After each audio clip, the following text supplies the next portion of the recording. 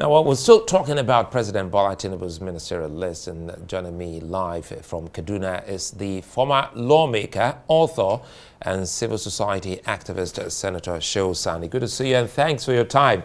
Well, you've also gone on social media to give a tiny bit of what you thought this was about. But again, too little, too late, but finally it made the deadline. Let us in on what you think about the list so far of 28 nominees. Thank you for having me in your program. Well, when President Ahmed Bola Tinubu took over office, there appeared to be a lot of expectations, great expectations from Nigerians, based on what he pledged and what he promised. And the expectations has it that there is going to be a clean break from the past, and that people who will make up his team will be men whose assets is simply competence.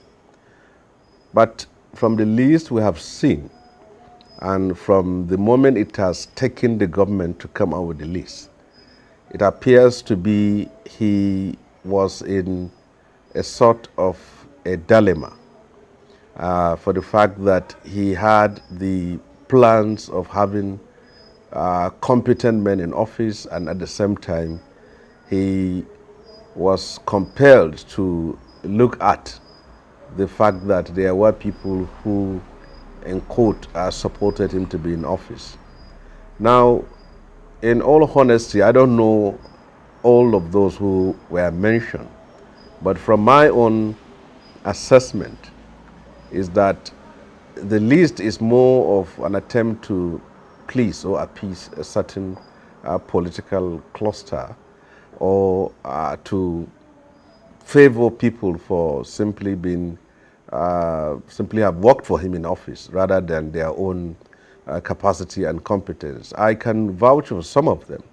For example, the nominee from Bauchi State, Professor Patti, was a man who was capable, who has proven himself over the years to have excelled in the areas of health.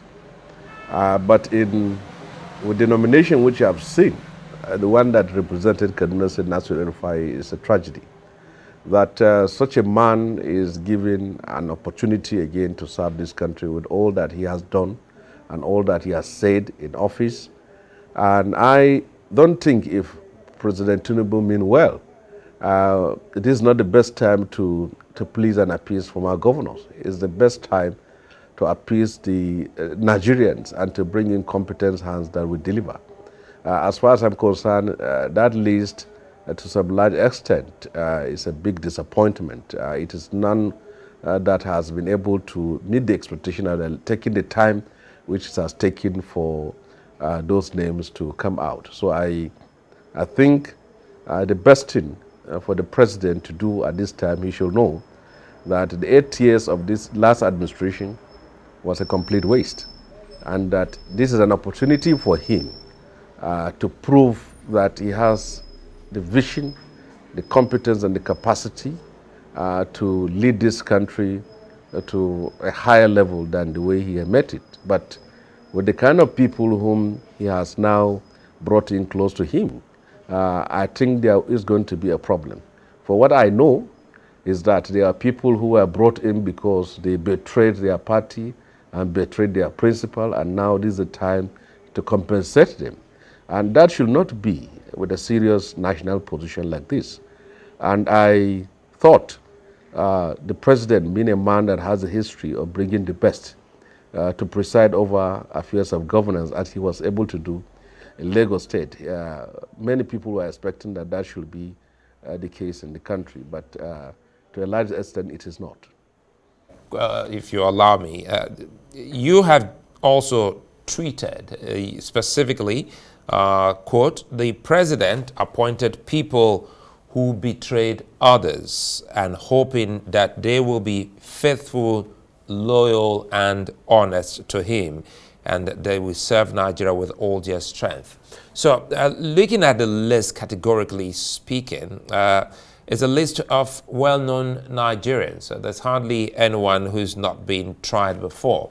So what do you mean when you talk about betrayed others?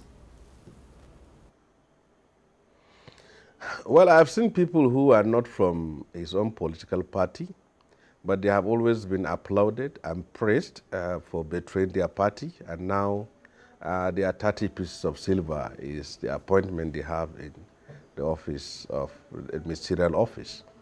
Specifically, I'm more concerned about the one that comes from Kaduna State. El-Rufai has been a man who has served Obasanjo and stabbed him in the back. He also was the one who claimed to be a loyal to Buhari and served him when he was out of office. I believe that that will also happen to Tinubu when things go the other way. And secondly, bringing such a person into government, what I know that he is going to be a seed of discord between the president and the vice president.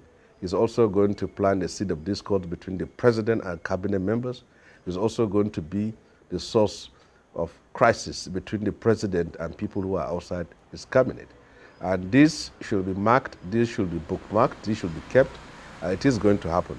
So for also a person who has presided over the affairs of Kaduna State with such bigotry, religious iniquity and injustice against people who are not from his faith, I don't think that person deserves a place in anywhere in government in Nigeria.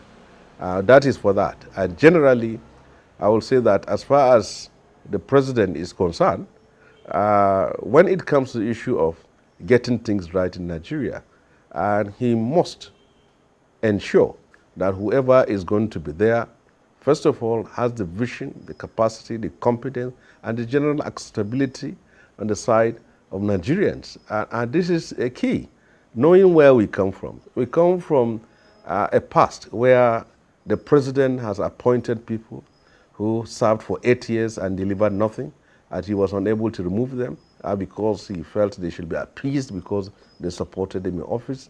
And I think if Tinubu tried to lay the foundation of his government on this thinking, certainly it's going to fail like the way Buhari failed. You know, speaking of a man many would say well known to you and by you, and also from your home state of Kaduna, and you're already giving some kind of doomsday prediction that he would be a cog in the wheel of progress of the Tinubu administration. Specifically, some will say this is about some bad blood you've had, politically speaking, with the former governor of your state. Well, he has always spoken bad about me, and I also speak my own mind about him. But I have my own very proofs. Was he not a minister under Obasanjo administration? What happened between Obasanjo and Atiku?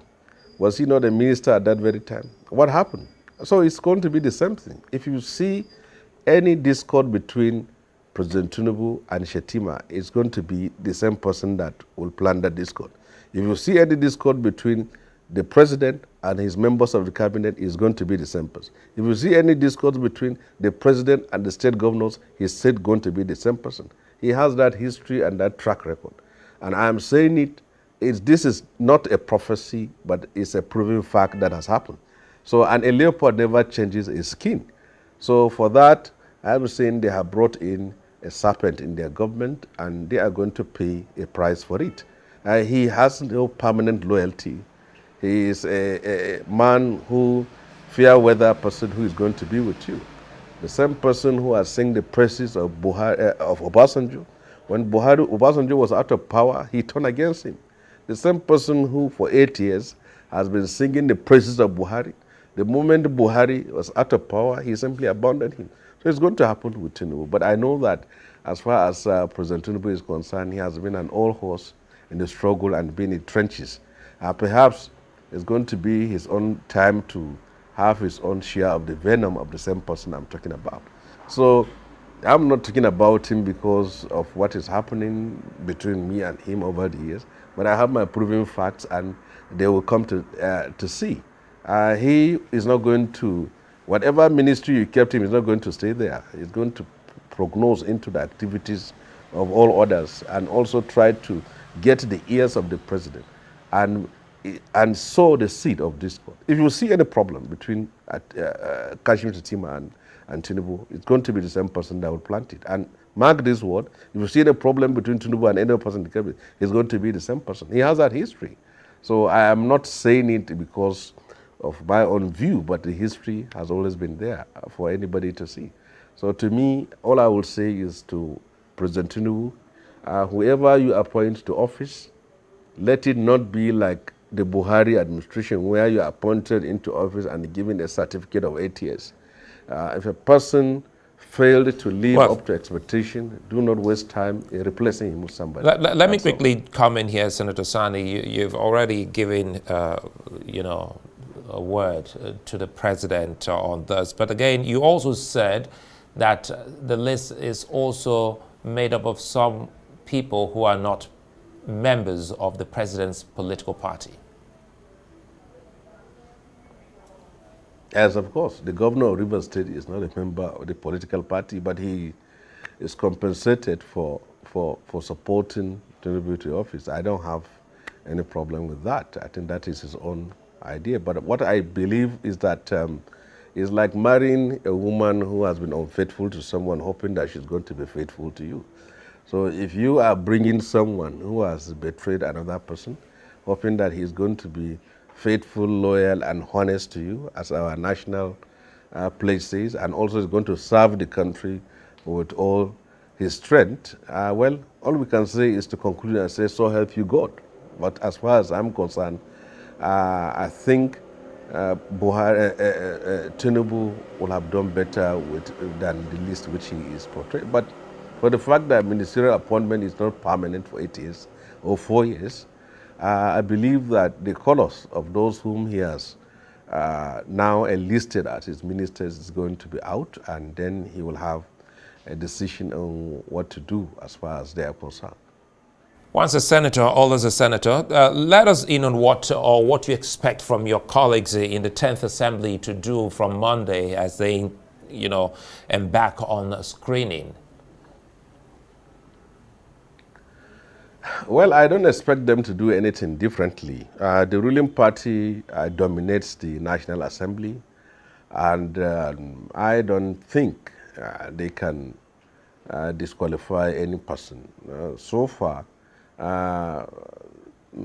are going to present themselves for screening, and from the indications I've seen, many of them are going to scale through, except if there are security reports that are attached to their own CV that says otherwise. But in all honesty, I believe that is what's going to happen. But it is also the time for the opposition members, the PDP, the Labour Party, and APGA, to do the needful to ensure that those people who are going to appear before them are grilled.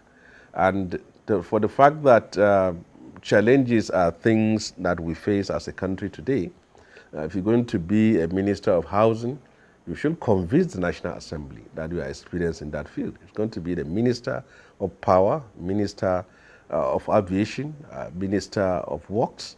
There should be specific question for which you're going to convince the legislators that you are capable of holding such positions. It's very necessary. During our time, we simply ask general questions, but I believe that this time around, they will have specific questions for every of these nominees, and they should be able to use their own wisdom and the courage to know that each person they have approved for him to be a minister of a country should know that the fate of the country hangs on his shoulder, and he must deliver. So it is a screening time.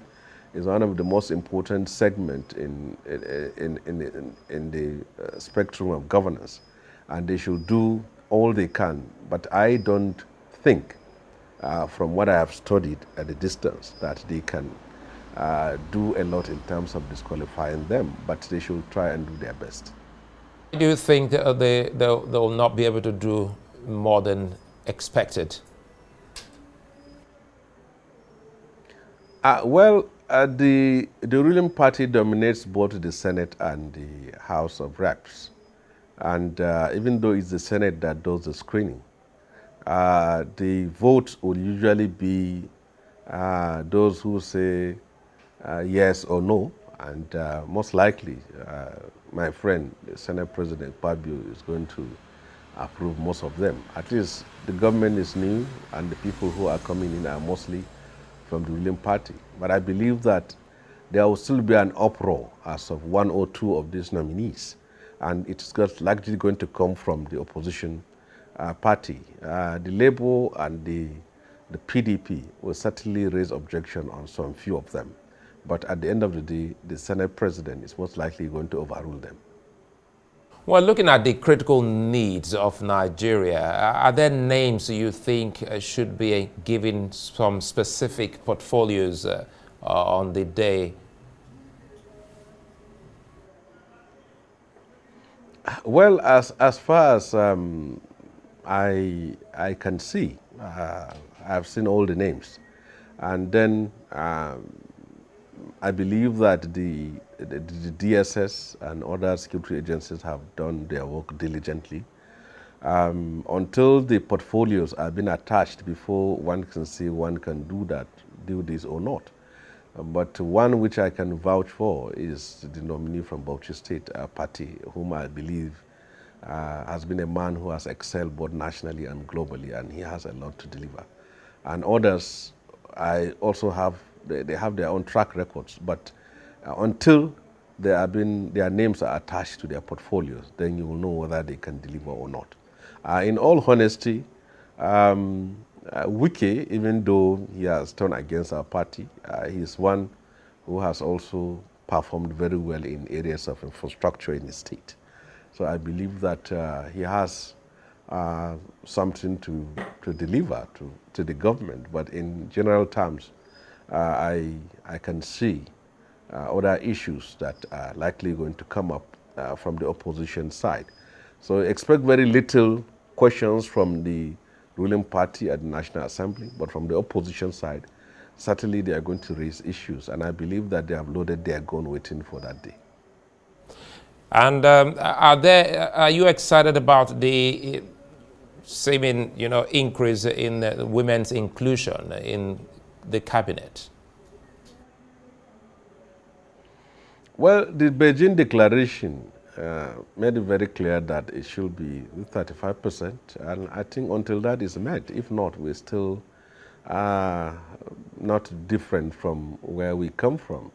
There should be serious participation of women and young people, and many people thought that President Tinubu, being a talent hunter, one that has brought people from obscurity, and because of what they have as talents and brought them to the position of prominence, many people thought it's going to be the same thing.